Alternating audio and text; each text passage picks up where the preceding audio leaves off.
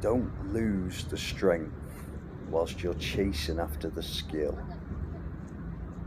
This is a mistake I personally made. I'd gotten to the point where I could land a freestanding handstand push up here and there. So I thought, right, awesome, that's the progression I'm on now. I'm too good for the wall, no back steps. The problem is, every time I failed a rep, not only would I miss the opportunity to build new strength, I actually ended up losing the strength that I'd worked hard to achieve up to that point. Time to regress to progress, just focusing on the negative portion of the movement, not even trying to push back up, just putting all my effort into a 6 to 8 second negative and then kicking back up and repeating for reps. Negatives are like a cheat code in calisthenics. This takes care of the skill portion of the movement, and then it's time to ditch the ego, jump back on the wall and grind out some proper sets and reps. The back to wall version gets quite a bad rep because of the arching of the lower back. Personally, I favour them for ease of kicking up, and they feel pretty realistic if you lean quite far forward. Most coaches recommend the chest to wall version because it more closely replicates the freestanding movement. I'm not trying to argue with that, however, I definitely wouldn't recommend starting with these if you're towards the beginning of your handstand push-up journey. It's just not the way to go. Your spine will actually arch a lot more this way. These are for when you know you've nailed the strength and you want to put it all together. Not only do I recommend starting with back to wall push-ups, I'd also suggest you go wide arm. Don't worry about flared elbows or arching your back, just acquire the strength. Don't be a technique geek. Strength first,